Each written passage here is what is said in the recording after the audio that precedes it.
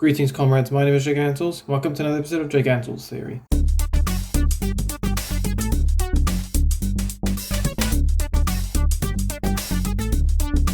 So as you can see from the title of this video, we'll be covering whether or not Christmas traditions are pagan. Now, I did want to initially take a break after the Halloween and canonization videos I made, because I had to do a huge amount of research in a very short time and edit it all very quickly, and so that put a bit of strain on me, and I decided you want to have a break. And unfortunately, the devil likes to continue spreading lies regardless of whether I have a break or not, so I decided, reluctantly, I'm going to have to carry on. Which is why I'm here right now. There's a lot of Christmas traditions, okay? So I can't cover them all in one episode, especially if I want to have a release this year, okay? So if I don't cover it this year, I may cover it next year. So this video, I'm basically looking at these at the bigger traditions, and I try and look at the smaller ones at another time. Now, something I need to make clear is the distinction between something that's pagan and something that may have pagan roots. Now, for instance, let's say you have this metal statue, okay, of some pagan god. You're going to a church and you worship it. Obviously, that's wrong. Even if you're just taking a pagan statue into the church, that's wrong. But if you do something like you melt down that metal statue and make religious Christian statue, any of the saints, an angel,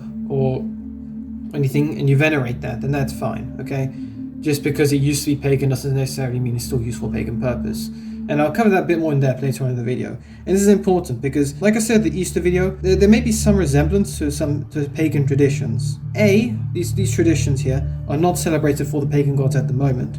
And B, if Christianity came later, then it's hard to create a separate tradition for Christianity if you've got a limited number of things you can actually form tradition with. There will always be some form of overlap or recycled elements that they appear, okay? But the point is that they're no longer used for their original purposes of paganism. And again, I'll cover that later. But the first tradition I'm going to cover is Christmas trees and their decorations. Basically an evergreen tree decorated, typically fir or pine. It's a very old tradition, and the claim to it is that it's apparently pagan, and the fundamentalists, as they typically are, like to point to Jeremiah 10:3-4. And I'll discuss that in depth later. However, one thing we need to question is whether Jeremiah was referring to Christmas trees specifically. Because Jeremiah, at that point in time, also promised prosperity upon Israel for when they returned from exile. However, if you take this prosperity, the promise of prosperity, out of the historical context, then you get the formation of the heretical prosperity gospel, or feel-good gospel, which is wrong. Back then it was right, but now it's wrong. Especially since Jesus warned us that we would face persecution and hardships, and not the prosperity, because that already passed. Now, Christmas trees technically would come later, because if they were Germanic, pagan in origin, then they would probably have some sort of roots when Jeremiah was around doing his stuff. So what we need to see instead is that if Jeremiah was making a theological point in 10:3-4. So the context of this quote is that the people were putting their faith in man-made idols, which was leading to their corruption.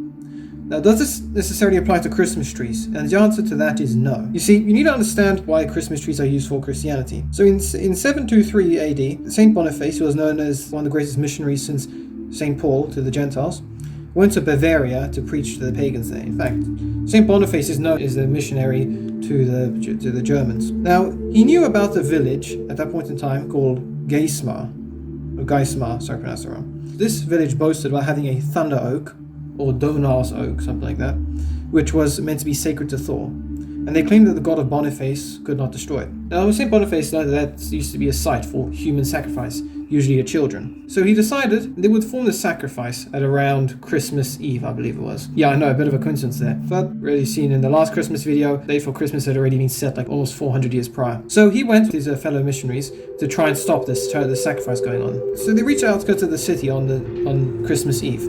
And as they were approaching the gathering, in order to comfort his companions, St. Boniface said, "Here is a thunder oak, and here the cross of Christ shall break the hammer of the false god Thor."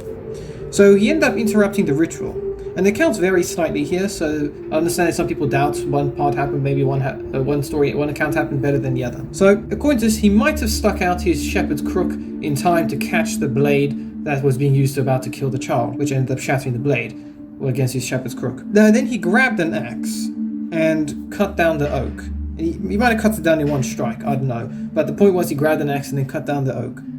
Now the pagans were horrified and absolutely shocked that Thor didn't intervene whilst this tree was being destroyed. So it was probably maybe a good 20 strikes it took down to chop this tree. And during this whole time, they were waiting for Thor to judge him and strike him with lightning, but nothing happened. So whilst they were still in shock from this, St. Boniface preached the gospel to them, and he heard very slightly. Either he pointed to an evergreen tree behind the oak, or an evergreen tree grew from the stump. And St. Boniface said, "This little tree, a young child of the forest, shall be your holy tree tonight. It is the wood of peace. It is the sign of an endless life, for its leaves are evergreen. See how it points upwards to heaven. Let this be called the tree of Christ. Gather about it, not in the wild wood, but in your own homes. There it will shelter no deeds of blood, but having gifts and rites of kindness." Now, this is important because also the evergreen trees, they're typically, you could say, triangular in shape. So if you drew one in two-dimensionally, you would draw a triangle, right? Then one pointing upwards, so Holy Trinity pointed towards heaven, the needles point upwards towards heaven. Again, evergreen. The pagans interpret the evergreenness of a tree for their theology. Christians can also do the same for their theology. They haven't trademarked the concept of being evergreen. So as we've seen here, the tree itself, according to St. Boniface's intentions, was not meant to be idolized, but it was meant to be used as a symbol of Christ, like the lamb is or the cross. Now, however, this all came roughly 1,410 years after Jeremiah's warning. Give it or take a few years. So Jeremiah couldn't be talking about Christmas trees at that point in time as idols, because they simply didn't exist. I don't think even the Germanic pagans that they were worshipping this tree existed. This existed even before Thor did, especially when Jeremiah talked about not to follow these customs. The Hebrew word here, hukot, is better translated in this context, statues, not customs. Besides, only someone who doesn't understand the whole point of Christmas trees would think that Christmas trees are being worshipped. I don't see any Christians out there actively worshipping a Christmas tree, because they don't. Unless they're very bad, but they're a very small minority. As for the decorations of a Christmas tree, baubles are not a fertility symbol, okay? It's actually due to a play on words in the Latin language. You see, apple in Latin is malum, while evil is malus. So this is meant to be a play on word for the forbidden fruit, because December the 24th is the feast day for Saints Adam and Eve. And these baubles developed over time from the concept of the paradise tree, which basically they would hang apples from it as a symbol of the fall of mankind.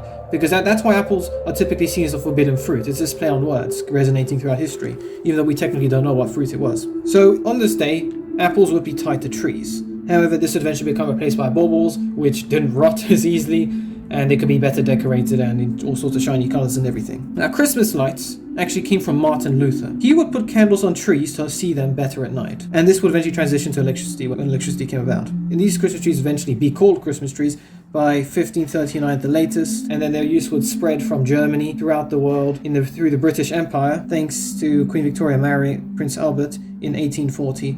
Then when he brought the custom of the trees, they would be spread around the world through the British Empire. And the star on top of the tree began sometime before 1897, which symbolized the Star of Bethlehem, though some used the angel to represent the choir of angels that arrived, and it was apparently appeared at roughly the same time. Clearly these aren't being used for any pagan intention or intention to worship them as some sort of idol or god. They're all symbolic of the Nativity story of the Bible, not for a pagan intention. Then there's something like tinsel, and tinsel is meant to symbolize the ice crystals that would normally appear on these trees in their natural habitat, because it's winter. Ice crystals would form on them. They're clearly not scarves of gold or silver. Exactly. Okay.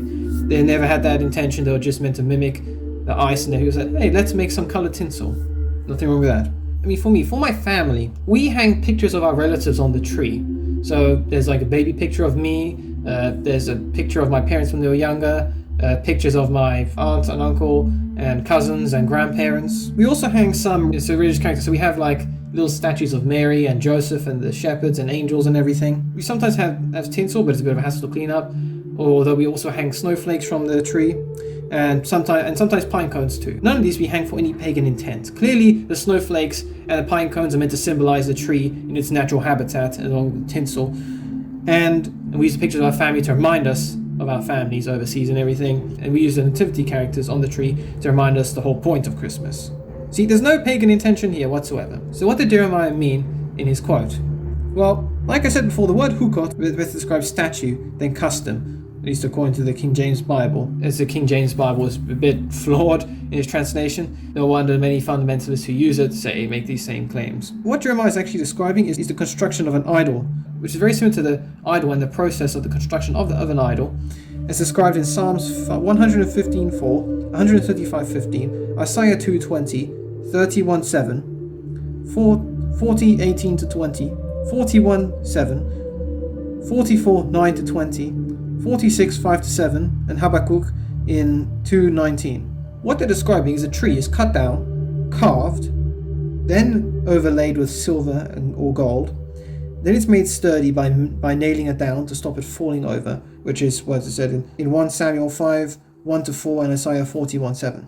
Jeremiah also describes it dressed royal blue and purple garments, which is in Jeremiah 10:9. Describes it as a scarecrow on a melon patch or cucumber field, which is in Jeremiah 10:5. Now in the days of Jeremiah, workman or craftsman of Jeremiah 10:3-4 was not a simple lumberjack.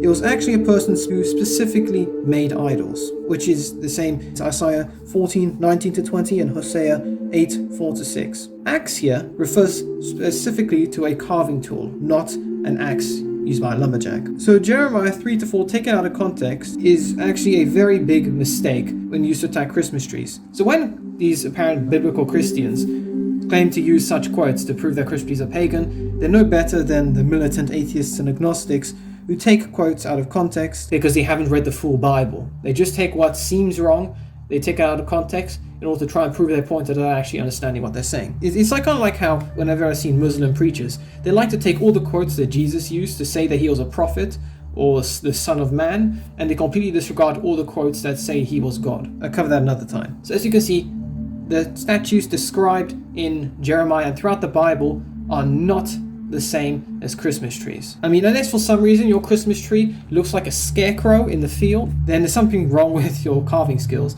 Especially since how we know that if you read the Bible, you'll see that on all like the mountains and hills, they would build these pagan statues, which shows that they built these pagan idols to worship in the open. When it was with a Christmas tree, you have that typically inside a home or in like a city square or something, which shows a very big difference because melon or cucumber field is very different from a city square. So here, even in the context of the Bible, Christmas trees cannot be what is being described as these pagan idols because they aren't set up in the middle of hills and mountains. They're set up in the villages and homes of people where they don't need to go anywhere to see them. They don't have to travel to some pagan idol in the distance to go worship their pagan gods. Remember what St. Boniface said, bring it into your home, not in the wild wood. So unless you have a cucumber or melon field in your house, which I would probably be a bit concerned for you, then it's clearly not the idols being described in the Bible.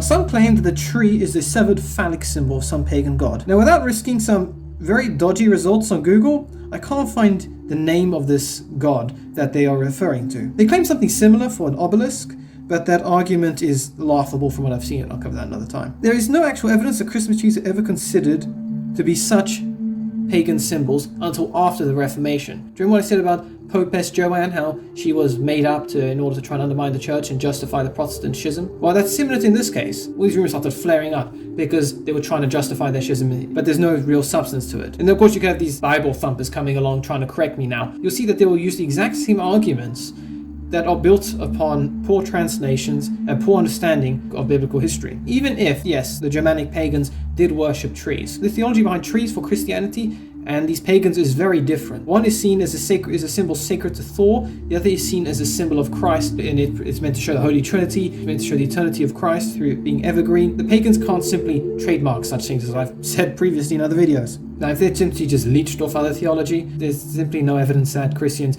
took pagan theology and tried to incorporate it into their own. None whatsoever. At least none that I've seen. Because I admit I don't know everything. There may be some apparent connections I haven't seen yet, but if there are, please let me know, I'll investigate them. Now, what's more concerning then, if Rome for some reason was pagan, is the fact that you have all these fundamentalists going around seeing all these apparent phallic and fertility symbols all around us. Given how I've seen what my generation is growing up with, the next generation of these fundamentalists must be watching some really inappropriate anime, I can tell you that. If we have something like a Christmas tree and baubles, well, you can imagine what a stick and two balls would seem to symbolize, especially in modern society. But there's no evidence that they were accepted into Christian society together. and instead they came about separately, so they can't really complement each other. Neither would trees have been seen as something phallic in the beginning. Now, with these fundamentalists' logic, anything that stands erect is something phallic. So to give you an idea of this, it would mean that me simply standing upright, and all men and women out there, yes, woman, you too, we are all phallic symbols because we apparently stand up straight. This is the kind of logic that we're dealing with here. And apparently, for some reason, anything rounded is a fertility symbol as well. Seriously? Is a football a fertility symbol? It seems like these fundamentalists make these claims, either watching conspiracy theories and porn. Yes, I'm saying this in one of my videos. They're watching this sort of content in order to fuel their own rubbish, because it's absurd. It's absolutely absurd, the claims that they're making. They must be really oversensitive with everything that they seem to continue making all these apparent complaints. So as we've established now, Christmas trees and their decorations are not pagan, nor do they have any pagan theology or intention behind them. Neither do they have any erotic symbol, unless some attention-seeking false prophet comes along, liberate people into their own cult. Now, Christmas wreaths. Many fundamentalists believe that Christmas wreaths represent female genitalia. To that I ask, why? Next they're going to say that a game of golf is erotic too, because you're holding a stick in your hands and you've got to get a ball in a hole. Their logic is absolutely absurd, I'm telling you. Now, the Romans used to make wreaths out of leaves like laurel and myrtle as a sign of victory in battle or for an imperial position. I mean, the Greeks did it for their Olympics as well. I mean, some statues also had wreaths around their heads. Now, Christian wreaths are similar, but they're not for the living. You see, they're seen as a sign of Christ's resurrection and victory over death. Now, they're seen on many martyrs' tombs, especially in the early church. I mean, Saint Stephen the Martyr, Stephanos, that's Greek for crown, wreath, or garland. So technically, if martyr is depicted with a laurel wreath, that means he's received the crown of martyrdom based upon Stephanos, which is another play on words here, the first martyr, Saint Stephen. And the first mention of wreaths for Christians is by Tertullian, the church father. He claimed that the Romans used wreaths with pagan intent for their gate deities, but the early Christians hung them on their doors for non-pagan intentions, and they would hang more than the pagan Romans ever did. Now, because of the Greek and Roman influence of the whole Mediterranean, it's hard to find non-related symbols for this, but Christians had completely different intentions as opposed to the pagans. And again, pagans can't trademark this symbol, and as I've said elsewhere, God has created everything. If he wants something to be used as a symbol, or purify it or baptize it, then he perfectly can, and the Christians can do it as well. There's nothing wrong with them doing that. I sort of do doubt that the influence of these Greeks or these wreaths traveled far enough north that the Celts would also make wreaths out of their own holly and mistletoe and everything. Maybe that developed by itself, I don't know. So there is nothing wrong with Christians using wreaths to show Christ's victory over death and to be a crown of victory for the martyrs. Now, these wreaths would be refined in the 16th century into what is known as the Advent wreath, in which you would light a candle every week up to Christmas. There's clearly no pagan intent here. It's just that some people are too sensitive. I mean, seriously, people think that a wreath it symbolizes the female genitalia? What do you watch? Do you look at Saturn's rings and say, yes, that forms a hole in the middle, which means that that's a fertility symbol? Are you okay in the head? Do you think all of you who make such claims about fertility, could you stop thinking about all that sort of stuff for just 5 minutes and instead focus on the actual intent for them and see it just beyond basic fertility symbols? I mean, seriously? Okay, that's enough for me moaning. Next one. Now, the next tradition is holly and mistletoe. Now, the Greeks used to use mistletoe for its medicinal properties, and the Druids thought that they were symbols of fertility and eternal life, which does seem very similar to Christian theology. But the Christians saw holly as similar to the crown of thorns, which makes sense, because anyone who's pricked their finger on holly, it's sharp. It is sharp. So the crown of thorns made out of holly, there's nothing wrong with that. You're just taking what you have available in the northern countries and use that to show a variant of what's actually happened in the Middle East. There's nothing wrong with that. Nothing wrong with the crown of thorns made of holly. And it's also meant to symbolize his blood, which is not hard to imagine when you have the red berries. And obviously it's evergreen, so eternal life. Again, people can't trademark that. So there's a very big difference in terms of intent and theology behind what the pagans use these traditions for and what the Christians use them for, even if they use the same items. Now, mistletoe, I have no idea why that decided to be included. Now, the Druids only started using it in the 1st century AD, and it was seen as a fertility symbol because it could blossom in winter. And when the Christians came along, they would try and ban it in Western Europe during the early church, but it didn't work, clearly. I think what actually happened when it comes to holly and mistletoe is probably that some guy decided to cut down some holly to use for Christmas, but he didn't realize it was infested with mistletoe, or maybe he just liked the mistletoe look on it. I picked mistletoe with it on purpose or by accident, and then hung it up, and everyone said, "Oh, that looks nice." And since then, mistletoe has been associated with holly. Now, the origin of kissing under the mistletoe is Germanic, and as I've said, because the use of mistletoe only started in the 1st century AD, you can only imagine that this associated kissing actually came later. And I'm going to give you a little bit of rundown on Germanic mythology here. So, Baldur, Odin's son, was prophesied to die, and he would have these horrible nightmares in which he would see his own death. Now, his mother Frigg made all the animals and plants and all the things in the universe promise not to hurt him. Unfortunately, she forgot about the mistletoe plant. Now, Baldur's sudden immortality was turned into a sport for all the other gods around him, because they could try and stab him, they could try and poison him, they could beat him, they could throw him off a cliff, and he'll be perfectly fine because everything promised not to hurt him. Now, during one of these, I guess you say, contests, Baldur's blind brother Hodur, he sat out of this because he couldn't see and he wasn't sure how to anyway. And so apparently someone, he doesn't know who because he was blind, gave him a spear or a dart made out of mistletoe and told him to go and use it. And so Hodur decided to go up for his turn, and he stabbed his brother Baldur and accidentally killed him. Now, this voice belonged to Loki, the trickster, and the story varies a little bit here. So one story is that the gods go to hell to bring back Baldur, but they can't, because the condition that Hela, the goddess of the dead, the condition she gives them to let Baldur return is that all of the living creatures in the universe must weep for his death. All of them did, except one grumpy giant, who was also Loki in disguise. Because of that, he was stuck in the underworld until after Ragnarok. The second version of the story is that he was somehow resurrected successfully, and Frigg was so happy she declared mistletoe a symbol of love and made vows that either she would plant a kiss on anyone who was under it, or whoever was under it would be kissed. I don't know who. Now, the second one is actually a ridiculous version of this story, because I could go about this in depth another time, but the death of Baldur was meant to bring about Ragnarok, because he was seen as the people's god, and he was meant to keep people united. So with his death, no one was keeping an eye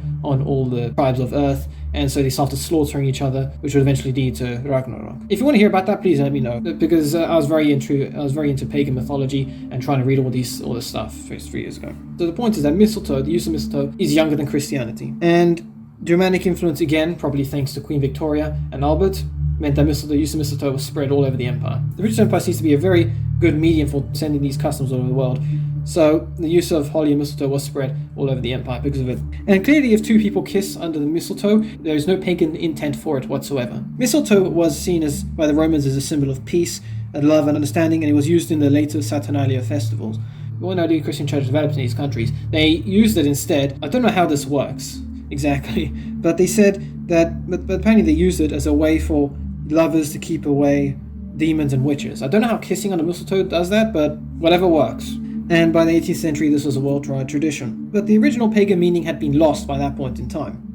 So this can't be a pagan tradition, because whilst it may use the same item, it does not have the same theology behind it. That's the end of the video. So if you liked the video, please give a like, please share my videos, please comment, give me any other visual to do. Please subscribe to my channel so you can see more content. Please ring the bell to keep updated with my Gigantals series videos. But I'll cover more traditions in the future. Let me know in the comments if there's any specific traditions you want to cover. But remember, everyone, if you're celebrating God through it, having cleansed it, you are not celebrating paganism, no matter what it is. But anyway, have a Merry Christmas, everyone, and Happy New Year. See you next video, comrades. Until then.